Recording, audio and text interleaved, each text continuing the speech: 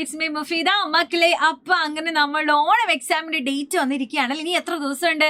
അപ്പൊ ദിവസങ്ങൾ ഇങ്ങനെ എണ്ണി കുത്തിയിരിക്കാതെ നമുക്ക് രണ്ടക്ഷരം പഠിക്കാൻ നോക്കാം.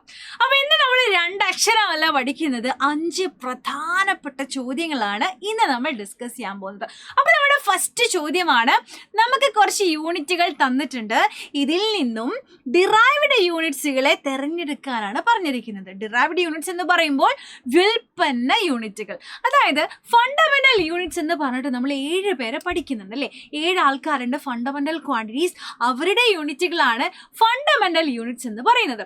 അപ്പോൾ അവരെ ഉപയോഗിച്ചിട്ട് നമ്മൾ മറ്റ് പല യൂണിറ്റുകൾ ഉണ്ടാക്കും.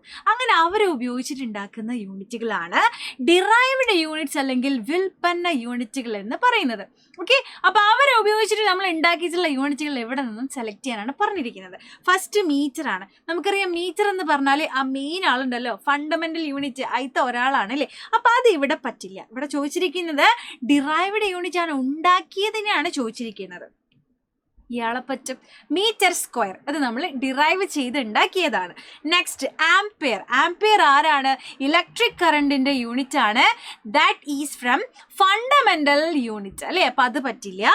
Next metre by second. ഇതിനെ നമ്മൾ എന്ത് ചെയ്തതാണ്? ഉണ്ടാക്കിയതാണ്. എവിടെ നിന്നാണ് ഉണ്ടാക്കിയത്?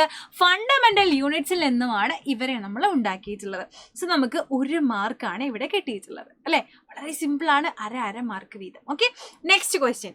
Choose the incorrect one. താഴെ തന്നിട്ടുള്ളവയിൽ നിന്നും തെറ്റായത് തിരഞ്ഞെടുക്കാനാണ് പറഞ്ഞിരിക്കുന്നത്. എന്താ ഇപ്പം സംഭവം നോക്കുക അല്ലേ. കെൽവിൻ എന്ന് എഴുതിയിട്ടുണ്ട്, സെക്കൻഡ് ഉണ്ട്, മീറ്റർ ഉണ്ട്, ആംപിയർ ഉണ്ട്. ഇതൊക്കെ നമുക്കറിയാം പലതിൻ്റെയും യൂണിറ്റുകളാണ്.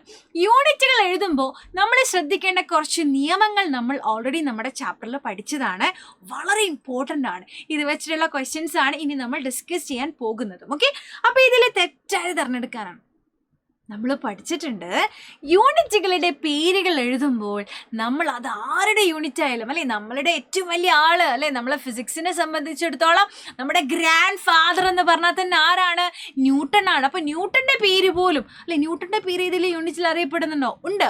ഫോഴ്സ്, ബലത്തിന്റെ യൂണിറ്റ് ന്യൂട്ടൺ ആണ്.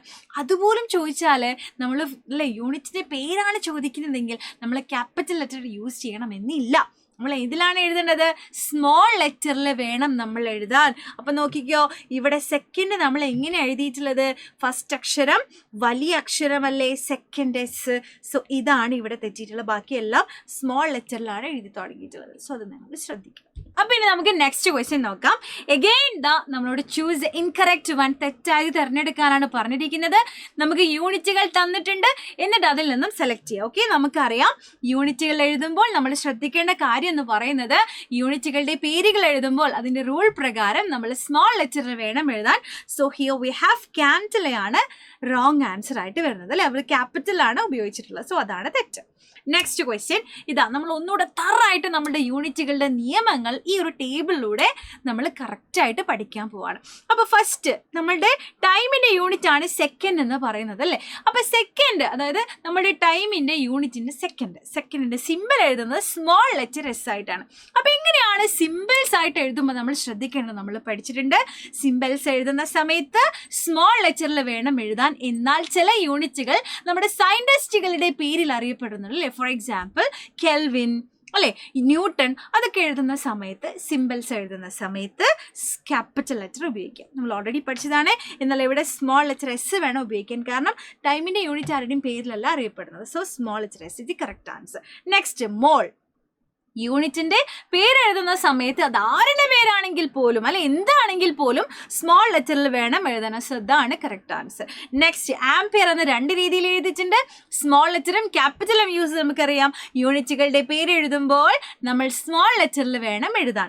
നെക്സ്റ്റ് 130 kilograms എന്നും 130 kilo എന്നും എഴുതിയിട്ടുണ്ട് അല്ലേ. നമ്മൾ പഠിച്ചതാണ് യൂണിറ്റുകൾക്ക് പ്ലൂറൽ ഫോം ഇല്ല അല്ലേ. 1 കിലോ ആണെങ്കിൽ 1 കിലോ, 2 കിലോ ആണെങ്കിൽ 2 kilograms എന്ന് പറയണോ? വേണ്ട, എസ് ഉപയോഗിക്കണം. കൊടുക്കേണ്ട ആവശ്യമില്ല, അവിടെ എസ് വേണ്ട. സോ 130 കിലോ എന്ന് വേണം നമ്മൾ എഴുതി കൊടുക്കാൻ. നെക്സ്റ്റ് 90 മീറ്റർ എന്ന് രണ്ട് രീതിയിൽ എഴുതിയിട്ടുണ്ട്. ഒന്ന് സ്പേസ് ഒക്കെ ഇട്ട് എഴുതിയിട്ടുണ്ട്, ഒന്നാണെങ്കിൽ ആകെ കൂട്ടം കുത്തി എഴുതിയിട്ടുണ്ട് അല്ലേ. അപ്പം നമുക്ക് വായിക്കാനും അല്ലെ കംഫർട്ടബിൾ, നമ്മളെ കണ്ണിനൊക്കെ കുളിർമയാകുന്ന എപ്പോഴും എന്താണ്, ഇതെങ്ങനെ സമാധാനത്തിൽ എഴുതിയതാണ്. സോ അങ്ങനെ തന്നെയാണ് യൂണിറ്റുകളുടെ പേരുകൾ എഴുതും, അല്ലെങ്കിൽ യൂണിറ്റുകൾ എഴുതുമ്പോൾ നമ്പർ കഴിഞ്ഞിട്ട് കുറച്ച് സ്പേസ് ഇട്ടിട്ട് വേണം യൂണിറ്റ് എഴുതാൻ. സോ ആ കാര്യം നമ്മൾ പ്രത്യേകം ശ്രദ്ധിക്കുക. Okay, the last and final question, write the units. യൂണിറ്റുകളുടെ എഴുതാം, യൂണിറ്റുകൾ എഴുതാനാണ് പറഞ്ഞിരിക്കുന്നത് അല്ലേ. നമുക്ക് ഏരിയയുടെ യൂണിറ്റ് എഴുതണം, വോളിയം വ്യാപ്തം എഴുതണം, ഡെൻസിറ്റിയും എഴുതണം. സോ നമുക്ക് എഴുതാം, ഓരോന്നിനും ഓരോ മാർക്ക് വീതമാണ്. ഏരിയയുടെ യൂണിറ്റ് ആണ് മീറ്റർ സ്ക്വയർ. എന്താണ്? Metre square. നെക്സ്റ്റ് ഞാൻ എഴുതുന്നു ഡെൻസിറ്റി, സാന്ദ്രതയുടെ യൂണിറ്റ് ഞാൻ എഴുതാൻ പോവാണ് kilogram by metre cube, kilogram per metre cube എന്നാണ് നമ്മൾ അതിനെ വായിക്കുക. Next the question for you, volume വ്യാപ്തത്തിന്റെ യൂണിറ്റ് എഴുതാനാണ്.